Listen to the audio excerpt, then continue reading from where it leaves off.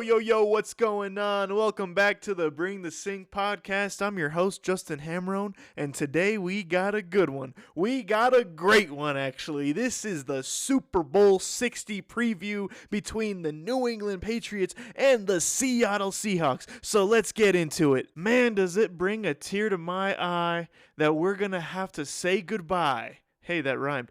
To the awesome 2025 to 2026 season. A lot of ups, a lot of downs, but man, there was a game of the year almost every single week. It was probably one of the most memorable football seasons in recent memory. I want to say in the last 10 years, this is definitely in the top 2, maybe top 1 for most memorable NFL seasons. This has just been an awesome ride, and I think after I do the Super Bowl recap episode either Monday or Tuesday night of next week, I think I'm going to have to go back on Thursday or Friday for, what that would be, episode. So this is episode 11. The next one would be episode 12. So yeah, episode 13, when there isn't any more games to look forward to, the following episode might have to be going through the best games of the 2025 to 2026 NFL season just to finally wave it goodbye and give it a good send-off, because rarely does a sport ever treat us as well as the NFL season treated us this year. And I say this as a Broncos fan who got screwed by an injury in the last play of the divisional round, which screwed my team out of possibly and almost probably making a Super Bowl, and it was still an awesome 10 out of 10 year. You know, that's how you know that this was an all-time special year for the NFL. Congrats to the NFL. You guys did it again. Anyways, let's get right into the game. So this is Super Bowl 60. They're playing it in Santa Clara, San Francisco, out in Levi's Stadium. Oh man, it must make the San Francisco 49ers fans sick to their stomachs seeing the Seahawks logo painted in one of their end zones. Man, I truly can't wait for this game. You know, I remember when I was salty a couple of weeks ago, and you guys probably remember this too, I was going off on the Patriots, and I was saying, man, these guys are going to get crushed by multiple possessions against the Seahawks. The NFC Championship was the real Super Bowl, and honestly, the closer and closer I get to the actual Super Bowl matchup, I kind of find myself gaslighting myself into thinking maybe the Patriots can keep this close or even win this ball game. So let's get into it. I know that the last episode I told you guys that I was going to go over the keys to the game for both teams, but I think I'm going to do something a little different this week. And for the last week of the season, it's going to be a little special. We're going to do head-to-head rankings based on all the different position groups, including coaching. So we're going to start off at quarterback. Drake May versus Sam Darnold. Who has the edge there? And obviously, I got to give it to my main man, Drake May. This guy has been phenomenal all year, and he's been an MVP candidate. And I know as I'm recording this, the NFL Honors is going on right now. So actually, let me take a quick break and see if they have announced the MVP. I will announce it at some point when I look, but let's see if they've announced MVP just yet. All right, I'm back, and it looks like it just got announced 1 minute ago. Literally, as I'm recording this, the minute I started recording, they announced that Matthew Stafford is the 2025 AP NFL MVP. So big congrats to Matt Stafford. He definitely deserved it. I have no doubt in my mind that Drake May will be back in the running and back in winning multiple MVPs throughout his illustrious career, or soon-to-be illustrious career. It's very impressive that he has made the Super Bowl 2 years into his playing career, and he didn't even start a full season last year. This is his first full season as a starter. It almost kind of reminds you of a certain number 12 that took over the duties back in 2000/2001.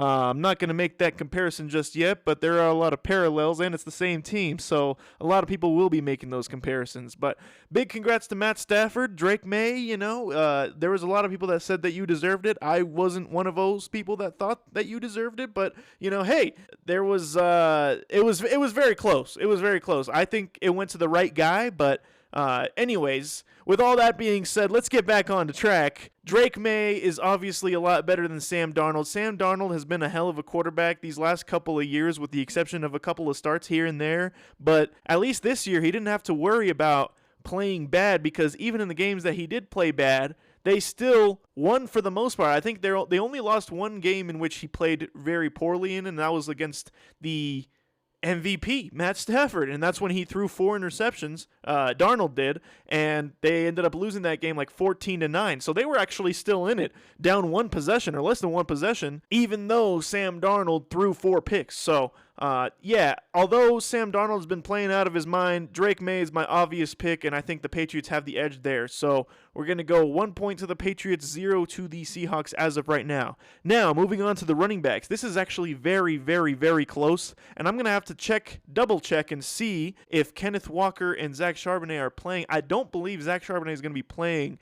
I think it's just going to be a workload for Kenneth Walker, and if that's the case, then let me get the Patriots again for the skill position running backs better than the Seahawks, because, and you know, you could make the argument that Kenneth Walker is better than both TreVeyon Henderson and Ramondre Stevenson. You can totally make that argument. I'm not going to fight you on that. My train of thinking is that the Patriots have either the number 1 or number 2 best rush defense in the NFL. So I believe that Ramondre Stevenson and TreVeyon Henderson could have more success than Kenneth Walker. I know Kenneth Walker and that Seahawks team have faced some pretty good defenses this year, but that Patriots defense, their main strength is the rush defense. So I believe that Ramondre and TreVeyon will have a lot more opportunities to run against that otherwise stout Seahawks defense than the other way around. So I got to give another point this time to the Patriots. So that gives us 2 points to the Patriots and 0 for the Seahawks. And don't worry, it'll swing here in a second. Tight ends, we're going to go with a draw here. So what we're going to do is we're going to give a half point to both teams, because Hunter Henry is a great tight end, and that has been a great pickup for them these last few years, last couple of years at least. And he's been kind of Drake May's best friend up the seams. So, and then on the other side, you have A.J. Barner, who's just an absolute animal. He's one of the most underrated tight ends that I think I've ever seen in the league so far. So, you know, it's just, I can't pick and choose between one of my favorite tight ends to watch and one of the most underrated tight ends in the league right now with A.J. Barner, as well as Hunter Henry, a guy who he puts the gloves on, he goes to work every single day, and he just grinds. He's a grinder, you know, like both of those guys. I got to give a half point to both teams. So that's 2.5 for the Patriots for those keeping score, and 0.5 for the Seattle Seahawks. Now moving on to wide receivers, this is where it takes a swing. The Seattle Seahawks wide receiver core blows the Patriots wide receivers out of the water. And I say this with all due respect to the Patriots wide receiver core, because I like those guys. I love Mac Hollins. I wanted the Broncos to get Mac Hollins over the offseason last year. Stephon Diggs has been putting in the work this year. Kayshon Boutte, those guys are all really good. But the thing is, all of those guys combined do not compare to JSN. And JSN had a bid for MVP this year. I don't know if he actually got nominated, but you could definitely argue his case. At one point in the season, he had over 70% of the total offensive yards for the Seattle Seahawks, which is unheard of for a wide receiver. And the scary part is, it's not just him. There's Cooper Kupp, there's Jake Bobo, there's just all these guys. But even if you were to take away all the side trait guys, there's still JSN, and JSN by himself is better than the entire Patriots receiving core. So that goes 1 point to the Seahawks. There we go, 1.5 and 2.5 for the Patriots. Now, switching sides. Now we're going to the defensive side of the ball. The D-line. I have to give respect to that Patriots defensive line, especially since they have had the number 2 rush defense in the league. However, I do believe that the Seahawks have a much more intimidating defensive line than the Patriots do. The Patriots can put on some pressure. The Patriots have a top 10 defense. I'm not going to lie. However, that Seahawks defense, especially that defensive line, has been monstrous all year. It's been tremendous. That defensive line and the Texans defensive line and the Broncos defensive line, probably the three scariest defensive lines in all of football. And it's actually funny because the Patriots beat the Texans in the divisional round. They beat the Broncos in the conference championship. And now they're playing against the Seahawks. So that offensive line for the Patriots, they're getting put through the gutter right now. So the edge, I have to give the point to the Seattle Seahawks. So now we're all tied up. It's 2.5 to 2.5. And saying all of this and talking about defensive lines going up against offensive lines made me just realize that we completely glossed over the offensive lines. And I am so sorry because I have all the respect in the world for those guys. So let's go back. Let's backtrack. The offensive lines, I got to go with Seattle in this one. Sam Darnold has proven that he can be a good quarterback when he has time to throw the football, and he has had all the time in the world to throw the football this year. And not only that, the running game has been severely effective this year, and it's partly and mostly due to the fact that that offensive line has been putting in that work. They've been in the trenches, and they've been winning the battle in the trenches. So that's another point to Seattle. Those keeping score at home, that's now 3.5 to Seattle to 2.5 New England. Now we're going to go to the cornerbacks. Cornerbacks, this one is another tough one, man, because Christian Gonzalez for the Patriots has been an all-pro. He's been awesome this year. He's had one hell of a season. I know he trains with Pat Surtain, and he definitely has some Pat Surtain qualities in him. He's been a total shutdown guy. And then on the other side, you got Devon Witherspoon and Tariq Woolen and Kobe Bryant, all those guys for Seattle. They've been playing out of their minds this year. So I think this one has to be another draw, just because one side has that guy that you can just put on an island with Christian Gonzalez, and the other side has three guys that you can trust one-on-one. So it's kind of hard to give the point and to swing one way or another. I know Seattle Seahawks fans are probably going to be upset by this, but I think we got to go 0.5 points to each of them. So I believe that's 4 points for the Seahawks now and 3 points for the Patriots. Gosh, if I'm getting the math wrong right now, I'm not even writing anything down. If I'm getting the math wrong right now, I'm going to look like such a fool when I re-listen to all this. But anyways, we're moving on. Now we got the linebackers. Now the linebackers, this is where I think the Patriots actually have the edge. The Patriots at the linebacker position, they're very deep, man. And you know that Vrabel got those boys running, man. They got Robert Spillane, Christian Ellis, Clavon Chason, Jack Gibbons. Jack Gibbons is the backup, dude, and he's really good, man. Like, this is a crazy deep linebacker core. This is part of the reason, and actually one of the main reasons that this Patriots team and this Patriots defense as a unit has been top 10 in the league. These linebackers are awesome, man. So I'm not even going to mention the Seahawks linebackers because they just can't compare. They got some dogs at that linebacker position for Seattle, but they just can't compare to this New England Patriots linebacker unit. So right now we're all tied up. If I did the math correctly, we're all tied up at 4 apiece right now. We still got the safeties, the special teams, and the coaches. So this is going to go down right to the wire. Now the safety position for the Seattle Seahawks is very deep. They got Julian Love and Nick Emanwari. And I know that Nick Emanwari suffered a ankle injury in practice this week, and that's kind of scary. But I just read that he said himself that he's good to go for the Super Bowl, and that's huge for the Seahawks. So with that being said, I think the edge goes to the Seahawks when it comes to the safety position, because this is one unit. They're just absolute ball hawks. They can track the ball in the air. They can intercept the pass. They can break up the passes. They can rush the passer. This is just an all-time versatile unit for the Seattle Seahawks. And for the life of me, whenever I think of safeties, I always think of teams like the Ravens or the Patriots or the Seahawks. I feel like the Seahawks have always been known for the safeties that they have used over the years, and that trend still continues in 2026 with these guys, man. They're they're flying around they're swarming players, man. It's just they don't let guys get yak. They don't let guys hold on to the ball. They're just a totally dominant safety group at the end of the day. Now moving on to the special teams. I'm wondering if I should just regard all of special teams as in group one unit, like kicking, punting, and then the return specialists, or if I should break it down.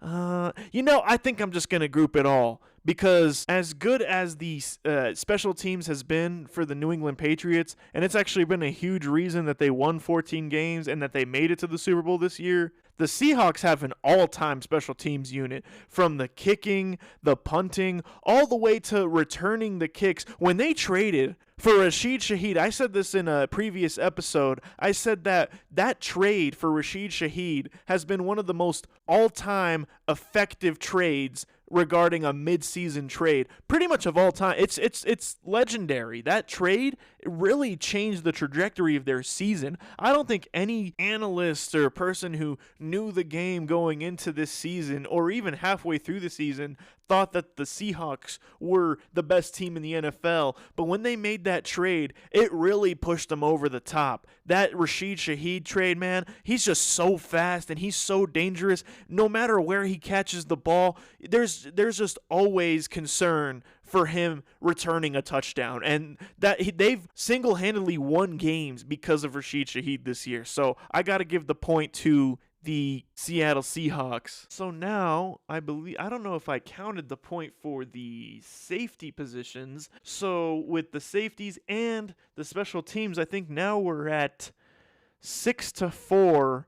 So we still have coaching. And coaching, I got to give the point over to Mike Vrabel in that coaching unit, because Josh McDaniels, as bad of a head coach as he is, you got to admit he's one of the greatest, if not the greatest, offensive coordinator of all time. I can't believe the magic that he works at the offensive coordinator position sometimes. It's like, is this guy still using cameras? Is he still doing Spygate? Like, what's going on here? It's like, how does he always find so much success throughout the last, 20 to 25 years that he's been working, where everything he touches when he's a coordinator turns into gold? It's amazing. And as good of a job as Mike Macdonald has done this year, Vrabel has had more sustained success throughout his coaching career. He's kind of won everywhere he's gone, even though it's a small sample size. With the Tennessee Titans, he's taken them to the 1 seed. I think on 2 different occasions he's taken them to the 1 seed, and he's taken them to the AFC Championship. Can you believe it?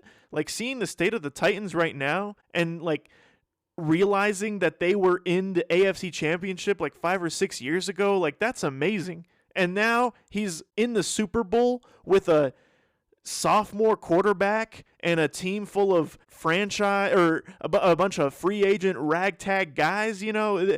Mike Vrabel has done one hell of a job. You got to give the Patriots team credit for that hire. That was definitely one of the best hires of the offseason. Him, Ben Johnson. Now, all the credit in the world to Mike Macdonald. Mike Macdonald has done his thing, and he's carried that defense to the promised land, aka the Super Bowl. But yeah, I definitely got to give this point over to the Patriots. Mike Vrabel is one hell of a coach. So that's 6-5 right now, and I'm trying to think of any other categories that might make this more interesting. But if that's all, then we have a winner. This is the Seattle Seahawks edging out the Patriots in the on-paper Super Bowl 6-5.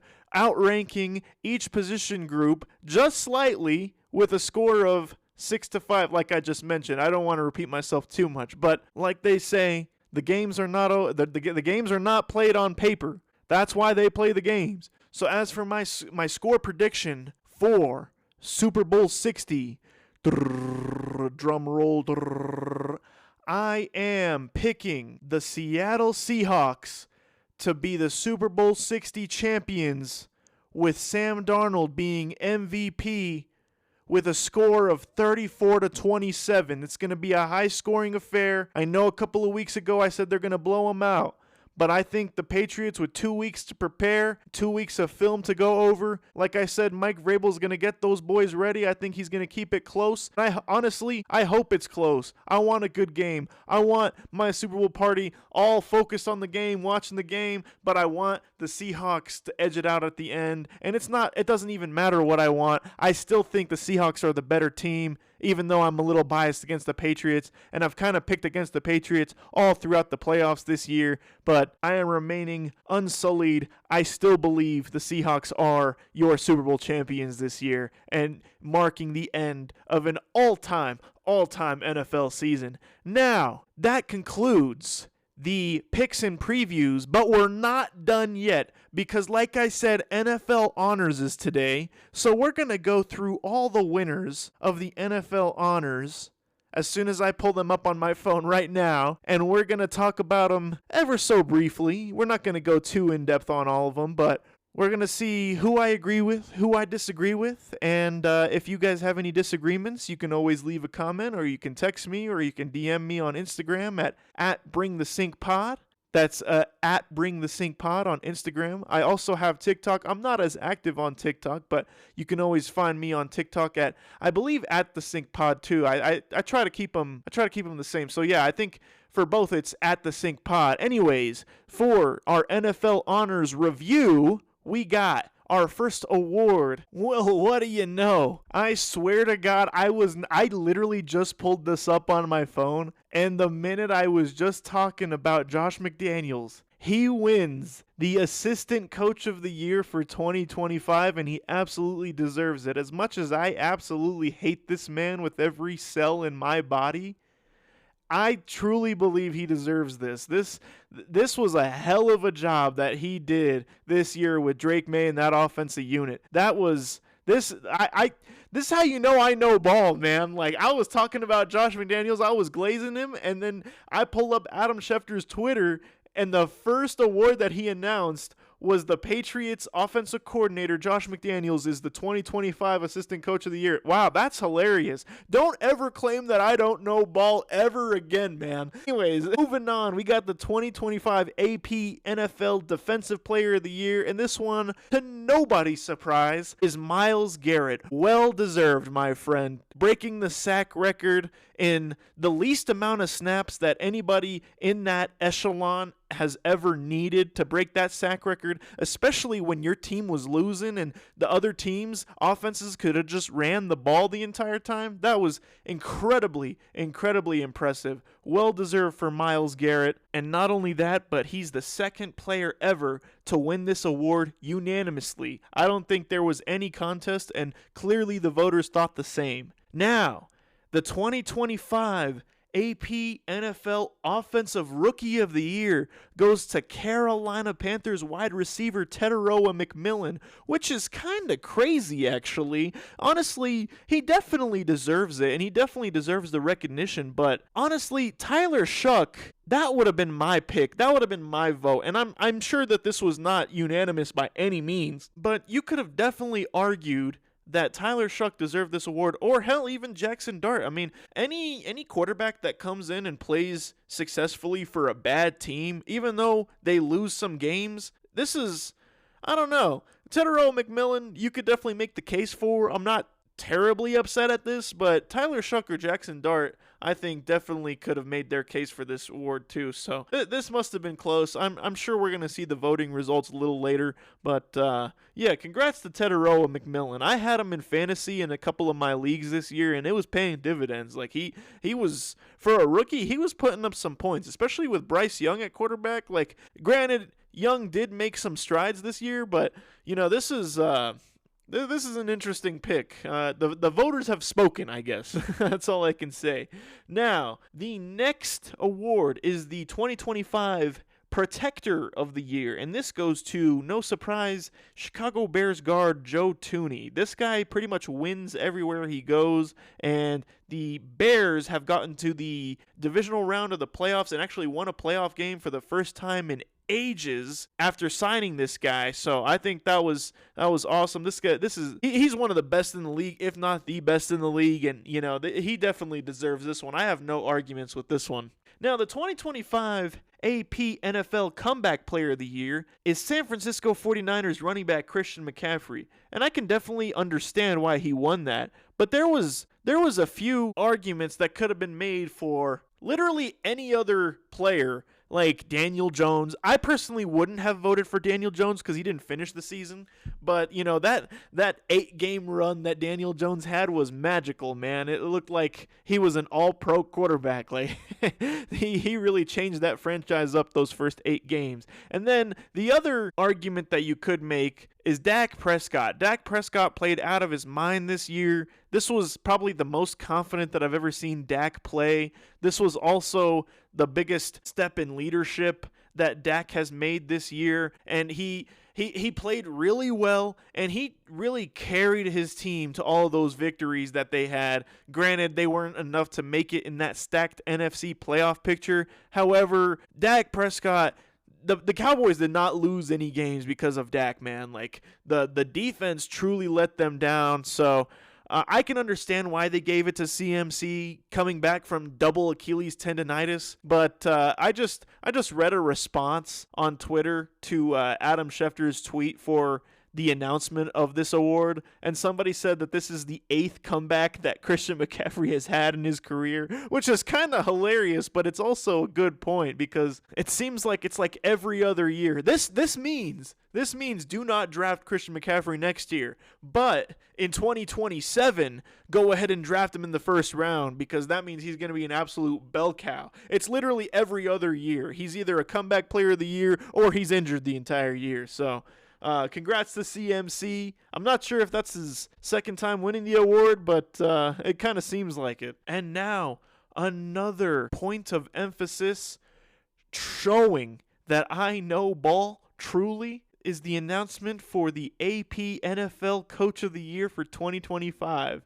This goes to New England Patriots head coach Mike Vrabel. That is absolutely hilarious. Guys, I swear to God, I did not look at this before I started recording. I literally started recording before any of these were announced, and now I'm looking over at it. And literally after I just spent like 5 minutes talking about Mike Vrabel's impact and how important of a hire and how great of a hire it was over the offseason and how it was probably the best hire of the offseason, you can go ahead and rewind. I truly said that.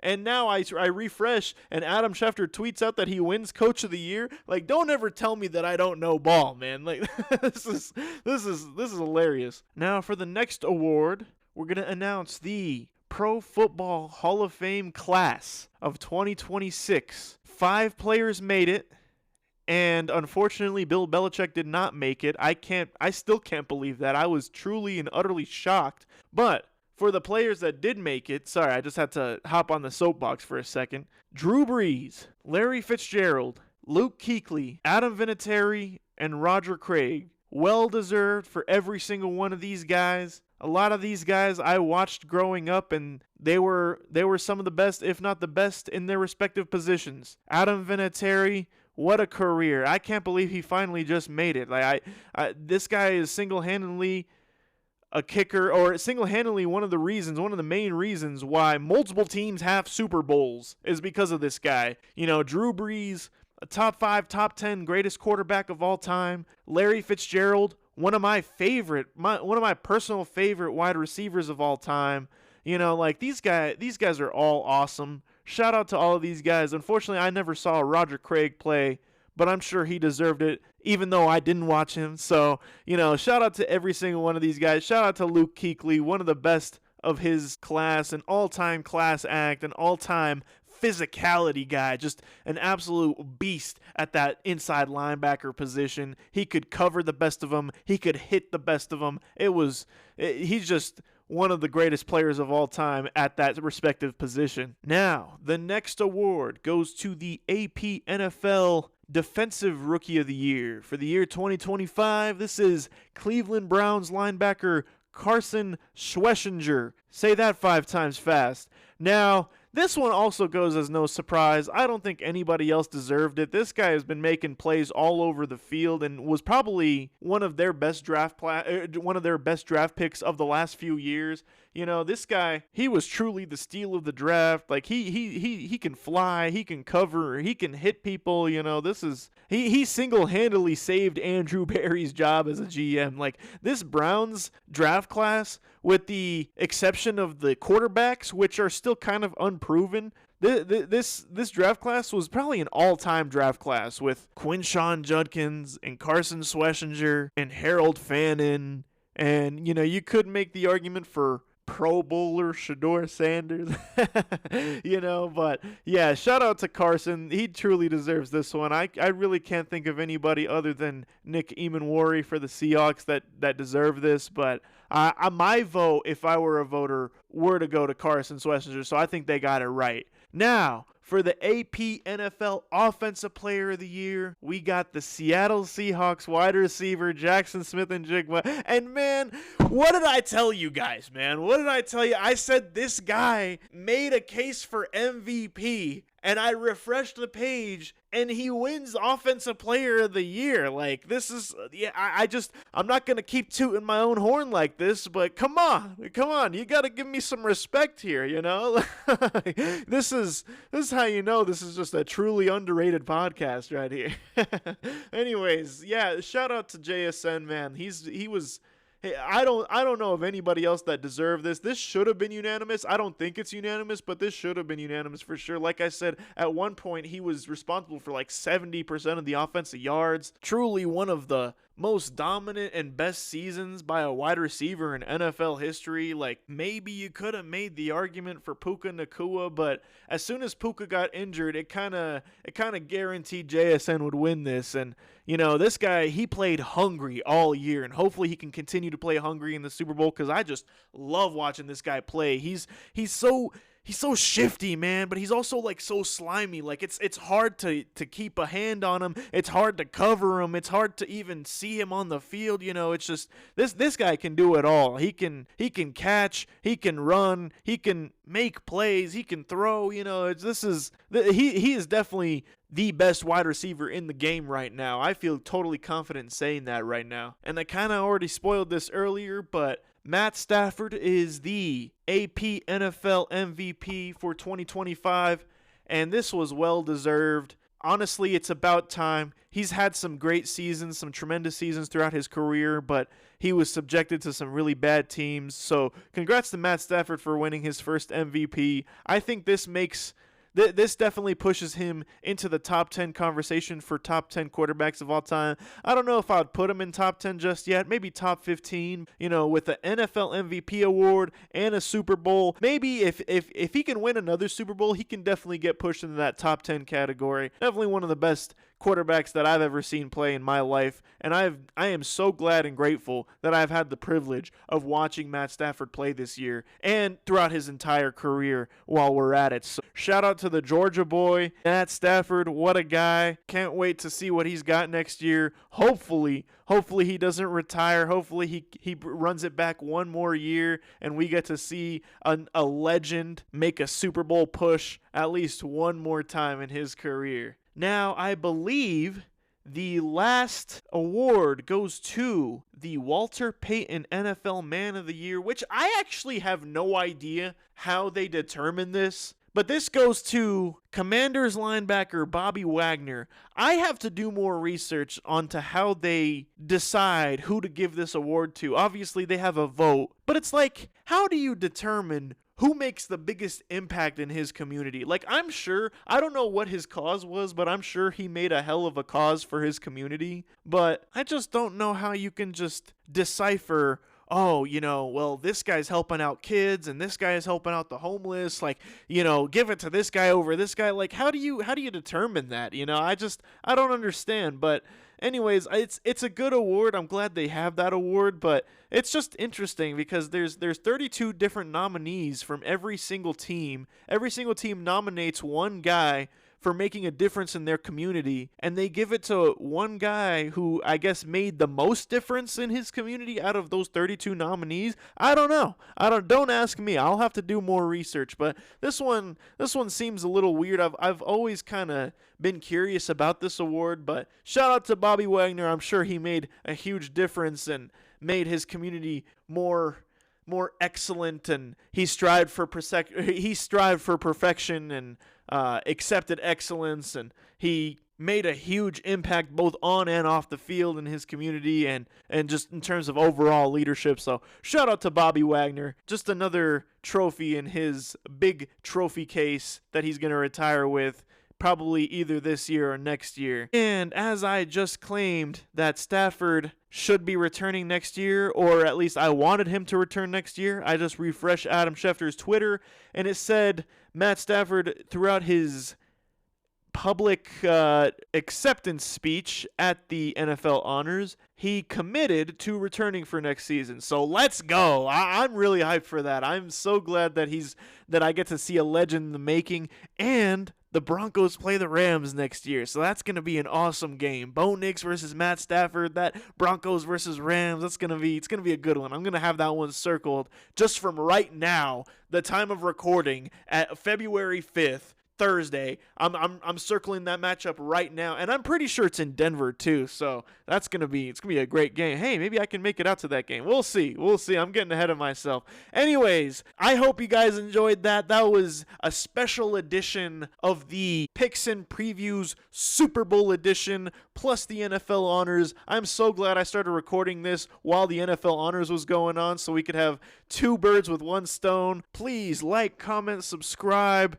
Do all the things, follow. I never know what to say at the end of these, so thank you guys so much for listening, and please tune in on either Monday or Tuesday night for the Super Bowl recap. Peace!